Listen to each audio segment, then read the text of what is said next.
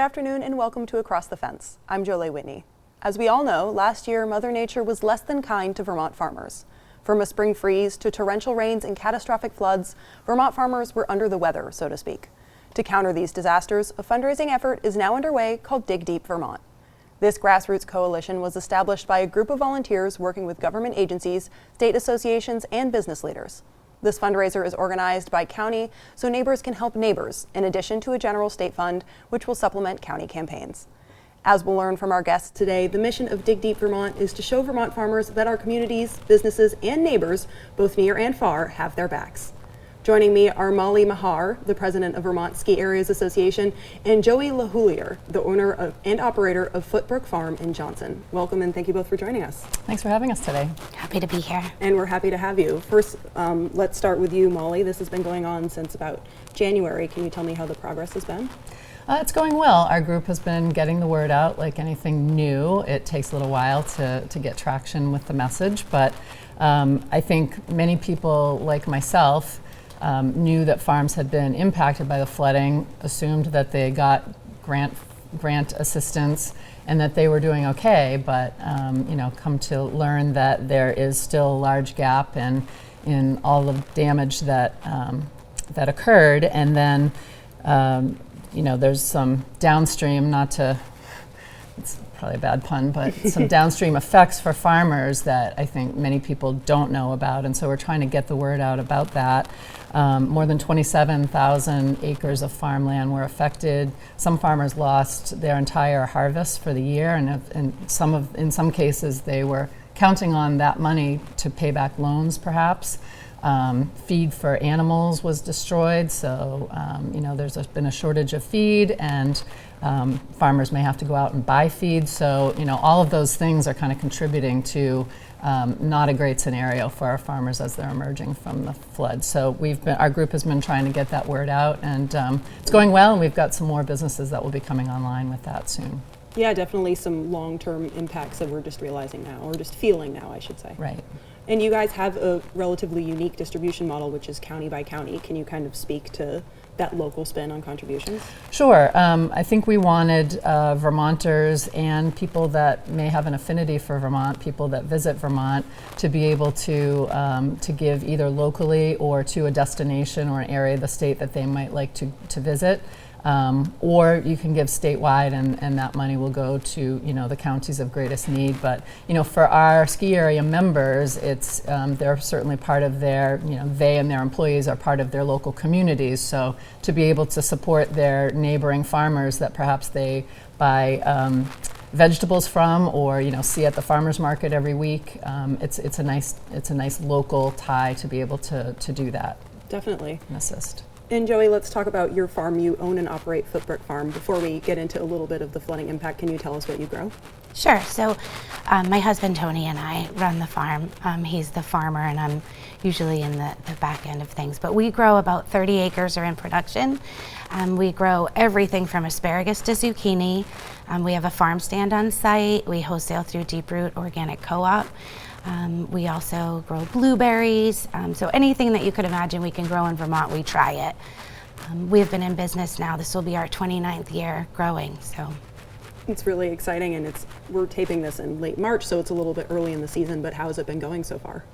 So we're really looking forward to this coming season. It's nice to have almost like a clean slate after last year. Last year was just we were constantly trying to put out fires. So I'm looking forward to just getting back to doing what we do well and growing vegetables and really hoping that the weather cooperates. Absolutely. Well, all you can do is hope, I suppose. That's true. And Joey, let's start with you, but it's really a question for the both of you. Your farm for a while had a donate button on your website. Can you tell me why that was something front and center for you for a while? Yeah, so in the beginning, the first couple days after the flood, I was directing people to the NOFA Vermont Farm Emergency Fund. And then some of our members, our CSA members and our customers that were coming to the farm stand, they pulled me aside and said, I really would like to donate to your farm and you're really not giving us any way to do that. So that really hit home for me, and I didn't realize the kind of support that people really wanted to give. It was amazing. Also, I was very desperate to keep our employees, to our staff. We have one person that's been with us for 25 years. We have 14 staff usually. When the flood happened, it was 14 people. And I just couldn't bear to not be able to keep them on. So that was really my driving force. And it was wonderful. We got great support, and I was able to keep most of our staff. We had to lay some people off, but we were able to keep most of our staff through the summer, and that was solely because of the GoFundMe and the button on our webpage. And Molly, can you speak to that for farmers in general beyond just Joey's farm? Sure. Well, in terms of our website, we've had it up for the core of the winter season, and it's easy for us to highlight certain messaging on our website, and obviously we have the most traffic to our website during the winter. I mean, we have traffic year-round, but this is really the time that we get the most eyeballs on our website. So when you pull our website up, that is the first message that you see. And so if people are coming for safety information or ski condition information, we really wanted them to see the Dig Deep messaging first. And what is it that farmers want with this donation? And you're obviously here not just to talk about what you've been through, and not to be a charity case, but what farmers in general in Vermont have gone through. Can you kind of speak to what the goal is with these donations? Sure. So yeah, my primary focus being here today is really to just talk about our experience and just to be a voice for other farmers. And I think one thing that is very important that people understand is that whether you had flood insurance or not, or crop insurance or not, or you had a savings or not, nothing, when a weather event like that happens, or the event like that happens in July, nothing is going to be fast enough to be able to help you in that short term. And this is why I'm such a big advocate for this, because farmers need something like within 7 to 14 days at the most if they're going to be able to move forward. Obviously it depends on the type of season or where you're at in the season, but this happened in July where most farmers, especially me in particular, we had spent all of our money to get those crops to where they needed to be, and to have them most of them all flooded, we didn't know what to do or how to move forward. So that's why it's so important. No matter what farmers are able to get or do, it's not going to be fast enough. And Molly, it's clear that you agree, and obviously you're championing this cause, but working with Vermont Ski Areas Association, you're working with a clientele that's not necessarily in Vermont during the growing season. Can you talk about why you're working with this organization? Sure. Well, Ski Vermont and our members really realize the importance of our family farms on many levels to the state. It's certainly, they're a big part of our community, our culture, our heritage here in the state. And when people think of Vermont, they think about mountains, skiing and snowboarding, maple syrup, they think about farms and cows. I mean, it's just one of those top of mind associations for Vermont. So our association has partnered for many years, decades in fact, with Cabot Creamery, helping them to introduce their products to to visitors that come to ski. And then we've also supported grants for the Working Lands Enterprise to help some of the farm and forestry businesses to grow to that next level. And so, as part of the working landscape, we're really invested in seeing and supporting other facets of that landscape. So this was kind of a no-brainer when you understand sort of that history of our association and our industry. And so, when we were approached to support the campaign and get involved, our board really wanted to jump in. And so we've asked our ski areas to reach out to both their local communities and their loyal folks that come from other states to visit, trying to get the reach out a little bit. Vermont's a small state, so to really broaden the reach. Absolutely, all the people who come here and still enjoy the state but maybe go home somewhere else. Right, we wanted a way to get the message out to them as well. So that's what we're trying to help. And you've both touched on this a little bit, but would you both mind speaking to, we've had a lot of causes that have people dipping into their wallets, but why specifically should people dig deep for Vermont farmers?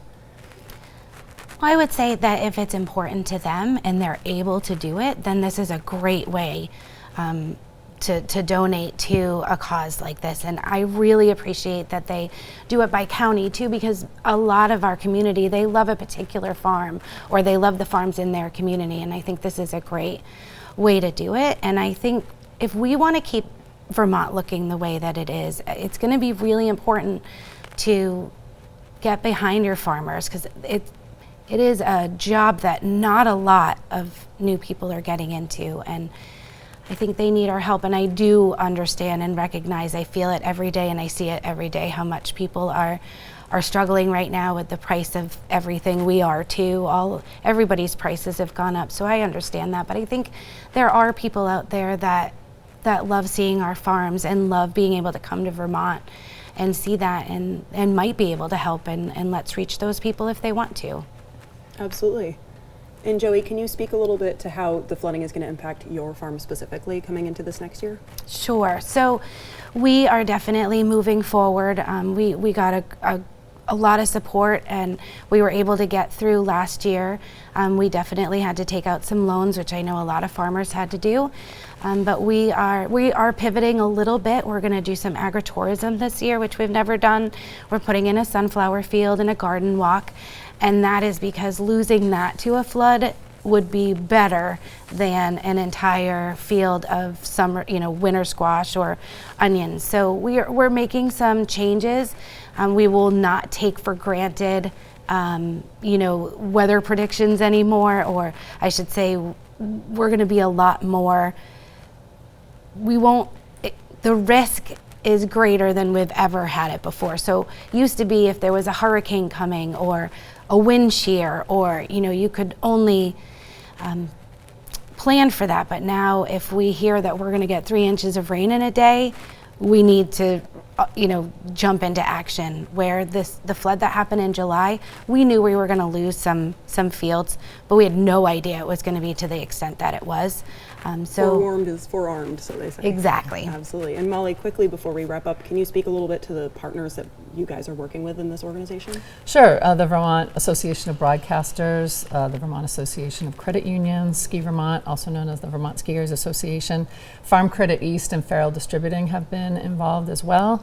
The Vermont Farm Bureau is the one that will be distributing the funding to the farmers directly, and they're also getting advice and assistance from the Vermont Department of Agriculture, Food and Markets. So Great. That's kind of our group, but it's not an exclusive group. We've got a lot of assets on the website, which is digdeepvt.com. So if other businesses or groups want to start pushing this message out, they will find support there. There's a lot of frequently asked questions on that website, and if you're a farmer that still needs to get some assistance, you can also do that at the website too. Thank you both so much for joining us today.